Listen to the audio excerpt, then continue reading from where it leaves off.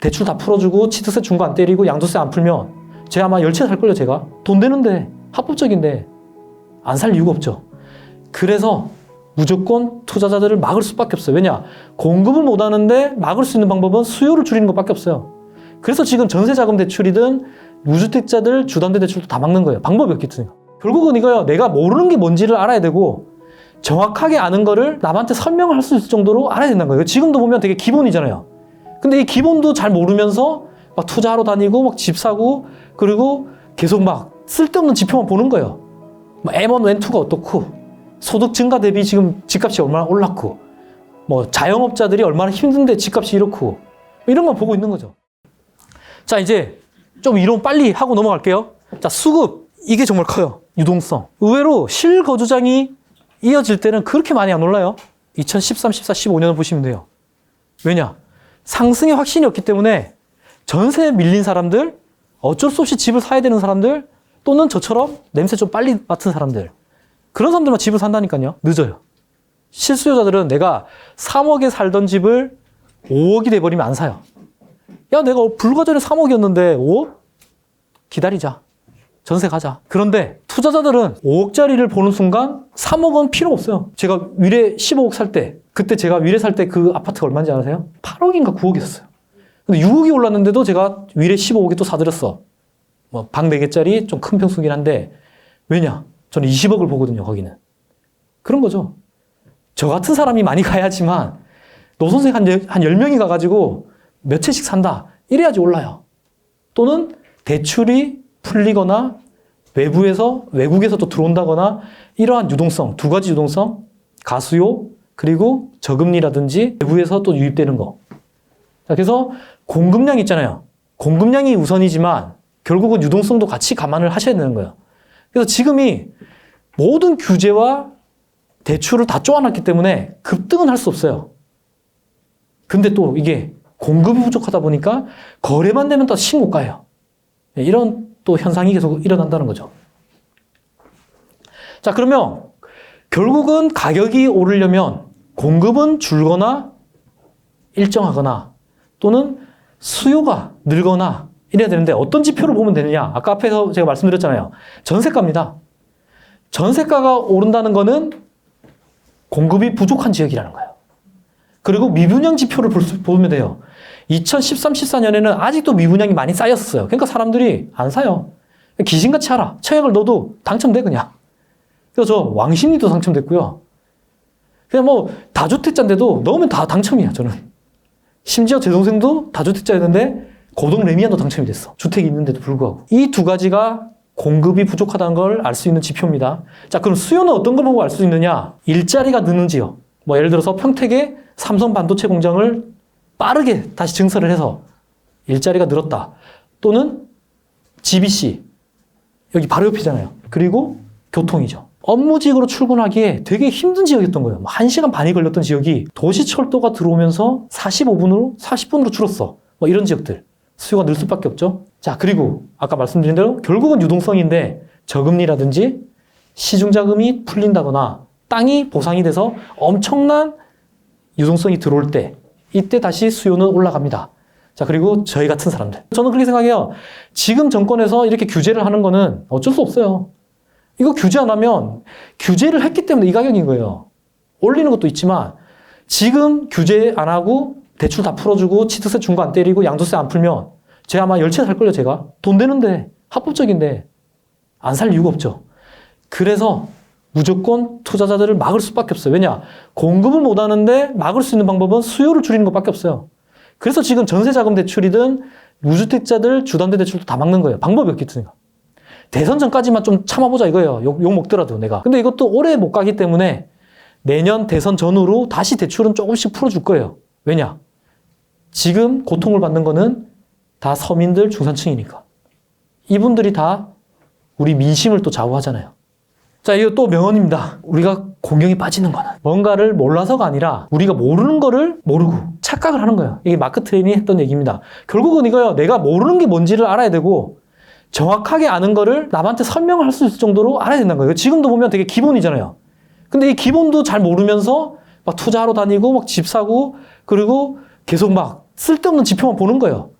뭐 M1, M2가 어떻고, 소득 증가 대비 지금 집값이 얼마나 올랐고, 뭐 자영업자들이 얼마나 힘든데 집값이 이렇고, 뭐 이런 거 보고 있는 거죠. 근데 실질적인 핵심 지표만 보시고, 그리고 이제 금리라든지 아까 말씀드린 뭐 소득 부분, 이제 변수 중에 몇 가지만 챙기시면 그렇게 어렵게 볼 수 필요가 없는 거예요. 아파트는. 특히 아파트. 사실 저는 지방은 못 맞추겠더라고요. 사이클이 너무 빨리빨리 변하고. 근데 수도권은 다 연결돼 있는 데다가 이러한 공급량이 최소 빨라도 3, 4년이잖아요. 너무 이건 진짜 사기급이에요, 이거는. 내가 주식을 하는 거는 내일 그냥 미사일 쏘고 뭐 코로나 5,000명 돼버리면 바로 급락이잖아요. 근데 뭐 그게 터지든 말든 아파트는 변함이 없어요. 진짜 IMF급의 외부 충격 없는 이상은 무조건 그냥 가지고 있으면 그 사이클을 다시 타면 내가 샀던 가격은 돌아온다는 거죠. 화폐 가치가 떨어지고 땅값은 오르기 때문에. 네. 자, 이제 지도 나왔습니다. 왜 다 강남 하느냐? 이거를 알아야 된다는 거죠. 자, 이제 여기서 또 한번 물어볼게요. 왜 강남 집값이 계속 오를까요? 그렇죠. 예. 누구나 살고 싶은 거. 욕망의 대상. 명품을 사는 이유. 똑같은 겁니다. 강남은 굳이 안 살아도 잘 살아요. 근데 왜 부산의 해운대 부자들, 대구의 수성구 부자들, 심지어 제주도 우리 선생님까지도 강남을 다 꿈꾸잖아요. 그리고 수요는 많다고 근데 공급을 확 해버려. 그러면 잡히죠, 가격. 마스크 가격 오르다가 규제해버리고 마스크 찍어내버리니까 가격 잡히잖아요. 강남에 이제 땅이 있나요? 그린벨트 안 풀면 답이 없잖아요. 근데 그린벨트 더 이상 못 풀잖아요, 지금. 근데 모든 학군, 지하철 라인, 양질의 일자리 다 강남입니다. 자, 지금 제2의 강남을 찾고 있잖아요, 다들. 헛수고 하는 겁니다. 장담컨대 10년에서 20년 안에 제2의 강남 없습니다, 그냥. 그냥 강남이에요. 이건 제가 강남을 좋아해서가 아니라 강남을 대체할 수가 없어요. 이 테헤란로를. GBC 들어오죠. 그리고 잠실, 마이스 들어오죠. 또 서초에 정보사 부지 또 일자리 들어오죠. 강남. 학군, 불수능. 지금 특목고 폐지하죠. 결국 강남이란 거예요. 저도 경기도 신도시 사는데도 그렇게 귀찮아도 또 강남 여기 삼성동 사무실 출근하고 있어요, 저도. 자, 결국 강남이 일자리가 120만 개가 있다는 거. CBD, YBD. 자, CBD 어딘가요? 이거 이제 용어는 아셔야 돼. 자, CBD 어디예요? 센트럴 비즈니스 디스트릭, CBD. 구도심. 예전에 종로 을지로죠. YBD. 여의도. 금융의 허브. 이 둘 일자리가 100만 개인데 잠실까지 포함한 강남권이 120만 개예요. 근데 이게 질이 또 달라요. 대기업, 전문직, 우리나라의 날고 기는 IT 기업이라든지 법인들 다 강남권, 판교 이런 쪽에 있죠, 지금. 자, 근데 꼭 강남에 있을 필요도 없고 강남에 연결은 안 돼 있더라도 이 3대 업무지구만 40분 이내에 도시철도 연결되면 여기도 다 오릅니다. 올라요. 무조건 올라요. 자, 그러고 나서 2030 서울 플랜에도 3도심 7광역 12지역 중심으로 했어요. 여기에 어디를 가도 또는 꼭 12 중심도 아니래도 도시철도로 30분, 40분 이내에 출퇴근할 수 있다고 하면 거의 다 이번 상승장 같이 바람을 탈 거예요. 자, 그러면 서울만 오르느냐? 그게 아니라니까요. 안양, 평촌에서 서초 오르는 게 빠를까요? 도봉에서 서초 출퇴근하는 게 빠를까요? 그렇죠. 결국 경부 라인을 중심으로 경기 남부가 먼저 가죠. 분당, 판교, 수지, 광교, 수원까지. 그리고 나서 더 내려오면 동탄까지. 거기서 이제 더 내려오는 게 안성, 평택, 마지노선까지라는 거죠. 그러니까 이 라인으로 경부 라인으로 먼저 가고 그러고 나면 그 인근에 약간 좀 약했던 B급지, C급지까지도 키 맞추기를 가는 거죠. 그렇게 수도권 전체가 지금 어찌 보면 불장이 연속되고 있습니다. 자, 그리고 또 우리가 보셔야 되는 거 결국은 일자리가 많은 강남이나 중심 업무지로 갈 건데 걸어갈 건가요? 말 타고 갈 건가요? 철도로 갈 거죠. 거기에 가장 큰 건 뭔가요? GTX. 요거 말 한마디면 끝나요. 자, 이번에 인덕원 선다에서 인덕원 판단상 제가 말렸거든요. 인덕원도 기다려봐라. 인덕원 GTX-C 그리고 최근에 의왕 또 지금 호재 나올 만한 데 어디 있죠? 자, 혹시 평택에서 오신 분 없어요? 평택 지제역이 지금 GTX-C가 지금 얘기가 나오고 있어요. 자, 또 하나 C 연장 하나 더 지금 호재 나오는 데 있는데 동두천. 여기서 국토부랑 이재명 이제 민주당이잖아요. 거기까지도 지금 건의를 했대요. 기존의 양주 거기서 동두천까지 올려달라고. 왜냐? 동두천까지 와야지 연천이라든지 포천이라든지 경기 북부의 소외 지역들, 경기 남부랑 말도 안 되게 차이가 많이 나요. 진짜 경남 지역과 호남 지역 정도의 차이가 경기 남부와 경기 북부의 차이예요. 그러다 보니 지금 동두천까지도 얘기가 계속 나오고 있어요. 그래서 이게 이번 대선까지는 쉽지 않은데 다음 지방선거 때 GTX-C는 또 얘기가 나올 수도 있을 것 같아요. 평택이라든지 동두천은. 자, 그리고 사실 GTX는 A랑 C 말고는 답이 없어요. 아니, B, 송도에서 남양주까지 얼마나 다니겠어요. 그지만 여의도를 지나고 서울역으로 가고 결국 삼성역, 여기예요. 결국 우리가 있는 여기가 대한민국의 미래라는 거죠. 일자리로 보나, 교통으로 보나, 이 동네, 아이파크라든지 여기 다 양질의 일자리, 주거환경, 교육, 사람이 모이고 부자들이 있는 데는 여기라는 거. 그리고 그런 거예요. 저는 강남에 대치레미안 이런 분들은 다 엄청난 고수인 줄 알았어. 어떻게 여기에 집을 살 생각했냐니까 그냥 청담동에서 태어나가지고 신혼집이 청담동이 좀 비싸서 개포로 왔대요. 개포 있다가 그냥 분양 하나 받은 거래요. 강남에 있으면 그냥 나가기 싫어요. 근데 강남은 들어오려고 하는 사람은 무한정하다는 거죠. 제가 강남바가 아니라 결국은 우리나라의 대장을 알아야지만 그 다음 B급, C급을 우리가 예상을 할 수가 있는 거예요. 그래서 저는 강남에 안 살아도 돼요. 다만 강남에 집은 가지고 싶습니다. 자, 그리고 또 보셔야 되는 게 GTX가 아니라도 당장 올해, 내년, 내후년 계속 교통 호재는 나옵니다. 특히 절도.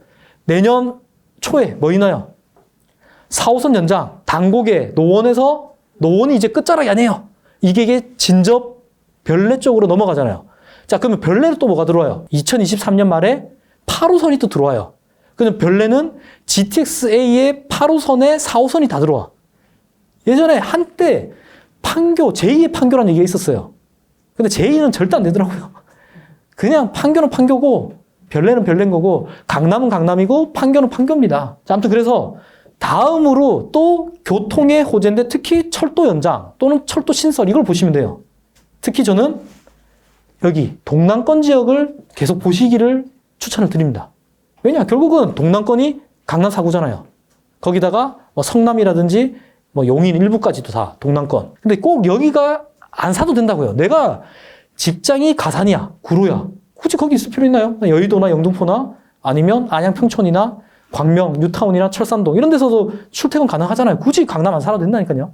그래서 이거를 이제 보시라는 거죠. 내가 직장이 어디고 그 중심 업무 지구에 나만 직장이 있는 거냐. 이런 거요. 파주 LCD 다니는 거야, LG. 그런 분들이 꼭 또 LG가 거기 있으니까 거기다가 또 집을 사야 되냐 고민을 해. 삼성이 평택이 있다고 평택을 집을 사야 되냐. 제가 삼성 다녔잖아요. 임원들, 특히 소득이 연봉 8천 이상인 사람은 평택, 화성 안 살아요. 마지노선이 광교, 분당이에요. 대부분 강남 살아요. 왜냐? 삼성 그 버스들, 셔틀버스 미친 듯이 다녀요, 다. 왜냐? 평택 내려가면 안 가니까. 버스 내려줘야지 화성, 수원, 아선, 평택까지 가니까. 그러면 결국은 일자리가 경기 남부나 경기 북부에 있다고 한들 남들은 다 서울 쪽에 있고 경기 남부나 핵심 지역에서 커뮤니티를 만들기 때문에 이분들은 여기를 떠날 생각이 없는 거예요. 특히 학군까지 때문에. 자, 이제 일자리. 이거는 한 번 얘기를 하면 1시간 동안 더 얘기할 수 있어요. 넘어갈게요. 이거 혹시 모르신 분 있나요? GBC? GBC가 뭐냐면 현대차의 글로벌 비즈니스 센터인데 여기가 롯데 잠실 거기에 2배 면적이 들어와요. 그러면 현재 5만 명의 일자리가 있는데 여기는 향후 20년간 20만 명의 일자리를 창출한다고 합니다. 자, 그뿐인가요? 영동대로 5층까지 다 복합환승센터 생기고 거기 위쪽은 여기 영동대로가 광화문 광장처럼 바뀝니다. 그리고 이게 잠실까지 연결돼서 3조를 투자를 해서 마이스 단지가 생겨요. 잠실 마이스 단지 제2의 코엑스죠. 제3의 코엑스라는 얘기도 있어요. 마곡이 있기 때문에. 자, 그래서 삼성동뿐만 아니라 이제가 우리가 또 봐야 되는 데는 제 생각에는 마곡이에요. 자, 마곡은 제2의 강남 택도 없고요. 제2의 여의도 택도 없습니다. 다만 마곡이 강서에 있었기 때문에 그동안 아직도 저평가되어 있는 거고 아직도 기회가 있는 거예요. 자, 마곡은 60% 정도만 입주를 했어요. 근데 그뿐만 아니라 CJ 부지가 또 개발되죠. 거기가 지식산업센터도 엄청나게 들어와요. 그리고 CJ 부지 쪽이 코엑스 2배 면적으로 복합타운이 들어와요. 롯데건설에서 컨소시엄으로 이번에 청약도 했었잖아요. 거기가 들어오기 때문에 일자리가 강남권은 계속 늘고 판교도 늘고 분당도 늘고 서울 권역에서는 앞으로 영등포, 구로, 그리고 마곡, 강서 이런 쪽이 좀 더 많이 는다. 자, 그러면 왜 근데 노쌤은 계속 동남권을 얘기하느냐? 동남권이 그냥 강남 하나로 끝났다니까요, 여기는. 얘네들 다 모아봤자 그냥 강남이면 끝나기 때문에 송파가 되든 강일이 되든 위례가 되든 신촌지구가 되든 그 성남 권역으로 들어가라는 거예요. 고등이 되든 판교도 있고 사실상 판교도 강남이랑 연결되는 라인이기 때문에 그 양질의 일자리가 있고 주거의 최고 상급지로 계속 가는 전략을 가지고 가야 된다는 거죠. 자, 그리고 이번 상승장에서는 결국 핵심은 이거예요. 신축입니다. 신축. 집이 부족한 게 아닙니다. 아파트가 부족한 거고요. 새 아파트가 부족한 겁니다. 새 아파트 비율 12%. 아파트는 서울에서 46%밖에 없는데 그 아파트 중에 노후화된 거는 56%. 노후화는 20년 이상 된 집을 노후화된다고 해요. 자, 그러면 저도 원하고 제 이웃도 원하는 그 새 아파트는 12%. 그 새 아파트라는 게 준시축 10년까지 포함한 게 12% 정도 됩니다. 자, 이거를 위해서 그렇게 우리끼리 그냥 이렇게 찌죽 볶는 거예요. 청약을 넣고 또 새 아파트도 가고 싶고 새 아파트 갔던 사람들이 또 상급지나 좀 더 대형 평수의 새 아파트를 원하고 집은 많아요. 제가 살던 그 후암동 지금 공실들이 나와요. 예전에는 전세 대출도 안 됐고 그리고 아파트 세대가 아니었기 때문에 빌라나 반지하에서도 신혼을 시작했어요. 자, 근데 저도 딸이 둘이지만 예비 신랑이 와가지고 저희 딸이랑 결혼을 하는데 저같이 후암동에서 시작하겠대요. 가. 그거보다 저희 첫째 딸이 그럴 거예요. 오빠 됐어. 나 혼자 살래. 저희 딸이 예전 그 달동네 시절을 기억을 못하고 내년 생일 선물로 비행기를 하나 사달래요. 그러고 있어요. 이미 우리 여자분들도 귀한 딸들이 다 아파트 세대고 부모랑 사는 이 수준을 내려서 결혼을 안 해요. 사람은 한번 내가 만족을 해버리면 그 이상이나 약간의 이하는 갈 수 있지만 지금 수준의 밑으로 절대 못 가요. 그래서 제가 13평에 살다가 30평대로 오니까 진짜 20평대는 집으로 안 보여요. 지금 4년 동안 새 아파트를 살다 보니까 5년이 넘어간 아파트는 아파트로 안 보여요. 그래서 저는 서울을 안 가도 되는데 차라리 경기도 신도시 살더라도 무조건 새 아파트예요, 저는. 이게 저뿐만 아니에요. 자, 그러면은 결국 신축인데 신축 아파트는 서울은 너무 비싸잖아요. 그럼 어딜 봐야 돼요? 신도시를 봐야죠. 신도시도 비싸면 택지지구들, 우리가 그냥 알고 있는 무슨 지구 이런 애들 있죠. 최근에 2차 청약을 받고 있는 복정지구라든지 또는 신촌지구, 고등지구, 그리고 여기에 금토지구, 제3의 판교라는 금토지구 이런데 그러니까 성남권역이나 또는 용인의 어디죠? 플랫폼시티 이런 애들, 구성지구 이런 애들이 결국은 규모는 크지 않겠지만 이번에 희소성은 신축이다. 자, 그러면 신도시가 아니래도 나는 그 옆에 있는 택지라도 들어간다. 그래서 제가 가밀에 지산도 하나 사놨습니다. 이렇게 신도시가 아니래도 지구, 뭐 미사도 나쁘지 않고요. 부천의 향동지구 또는 뭐 과천의 주암지구 이런 지구만 보셔도 여기가 돈이 돼요. 실제 저희가 옥길 갭이 그때 1억 6천인가 1억 8천에 사들었어요. 새 아파트 34평이 평당 2천대밖에 안 하더라고요. 근데 그것도 지금 다 3천 넘어가요. 교통이 엉망인데도. 왜냐? 그냥 내가 역세권을 포기하고 저처럼 애가 둘이 있는 집은 초품화를 원해버려요. 초중고를 찾기를 안 건너고 가는데 주택이 없어서 애들끼리 빈부격차가 크지 않는데, 그러니까 저는 강남의 학군을 원하는 게 아니라 그냥 그 후암동에 있는 그런 술주정뱅이 그 옆에 성범죄자들 맨날 있다고 막 그 날라와요, 우편물이. 그게 그냥 싫었던 거예요. 그런 거기 때문에 대부분 아파트촌이 모여있는 데가 무조건 오를 수밖에 없다는 거예요. 네. 신축, 다음은 개발지입니다. 자, 결국 본질은 똑같아요. 개발지의 본질도 결국 신축이 된다는 거. 그 신축의 희망의 루를 돌리는 애가 개발지이기 때문에 그 개발지가 소액으로 들어갈 수 있고, 소액이라기보다는 신축 대비 적은 돈으로 미리 이제 선점할 수 있는 거죠. 왜냐? 이번 상승장에 내가 새 아파트를 바라는 게 아니라고 하면, 바라면 좋죠. 근데 바라는 데는 이미 비싸다니까요. 조합 설립이 이미 끝났고, 관리 처분이 났고, 조만간 이주가 들어가고, 뭐 규제도 많지만, 이미 거기는 서울은 기본으로 25평 기준으로 10억씩 들어가요, 입주권이. 자, 그러면 어쩔 수 없이 지금 3, 4억, 적게는 1억 5천이면 일기 신도시도 리모델링을 살 수가 있어요. 그런 거를 보시라는 거죠.